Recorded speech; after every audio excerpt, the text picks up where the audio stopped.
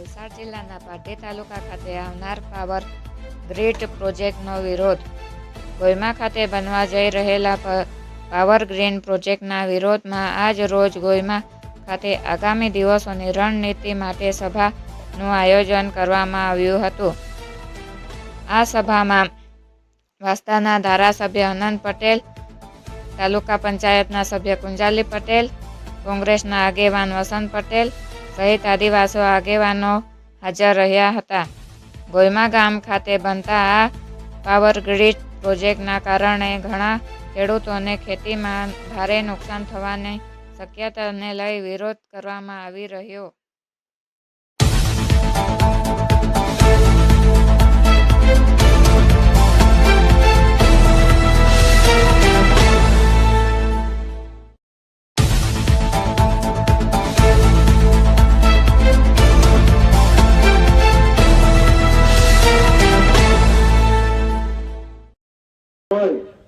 તો કે આપણને મળેલો છે બગાડ્યા 3 લાખ રૂપિયા તો આપણા એમને એમ જ જતા રહ્યા એવા ઠગ લોકોથી.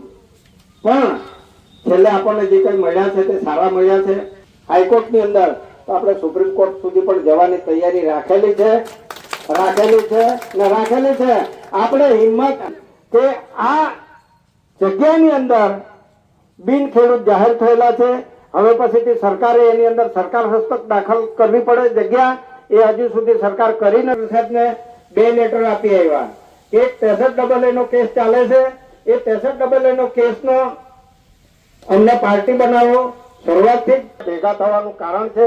હવે પછીથી 15 તારીખે આપણું જે હાઈકોર્ટનું તારીખ છે સુનાવણી, એ પછીથી આપણે કેવી રીતે રણનીતિ ઘડવી, હવે પછી તો આગળનું પગલું શું ભરવું તે આપણે વિચારણા કરીશું.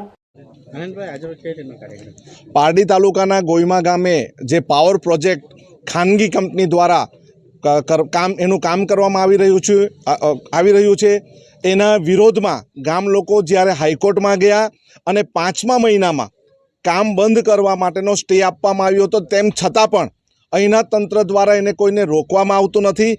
જ્યારે સ્થાનિક લોકો ત્યાં જઈને કંઈ આંદોલન કરે તો પોલીસ ત્યાં આવી જાય છે અને પોલીસની ધમકી બતાવે છે. અત્યારે પણ થોડા દિવસ એટલે કે 15 તારીખે કન્ટેમ્પ ઓફ કોર્ટનો કર્યો છે, એનું જજમેન્ટ છે, હિયરિંગ છે. જો એમાં પણ જો અમને હાઈકોર્ટ તરફથી રાહત મળશે અને જો રાહત નહીં મળે અને રાહત મળ્યા પછી પણ તંત્ર દ્વારા કોઈપણ જાતનું રક્ષણ ગામના લોકોને નહીં મળે તો અમે અમારું આંદોલન ઉગ્ર બનાવીશું, રેલી કાઢીશું અને ધરણા પણ કરીશું. આજે ભર વરસાદની અંદર મીટિંગની અંદર કયા મુદ્દે ચર્ચા થઈ?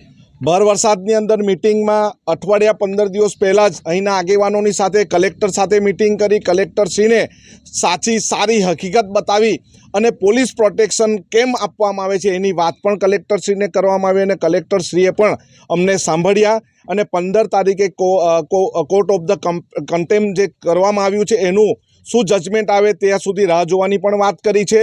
પરંતુ આ તંત્રના સરકારના વિરોધમાં અને હાઈકોર્ટના વિરોધમાં પણ આ ખાનગી કંપની પોતાનું કામ ચાલુ રાખી રહી છે. એ ખરેખર ભારતના બંધારણ અને હાઈકોર્ટનું અપમાન કરેલું કહેવામાં આવે છે. સમગ્ર ગામના લોકો આજે ભર વરસાદે મિટિંગ કરીને એમ કીધું કે આપણે છેલ્લા શ્વાસ સુધી આ કંપનીને કામ કરવા દેવાનું નથી, આપણું આંદોલન ચાલુ રહેશે.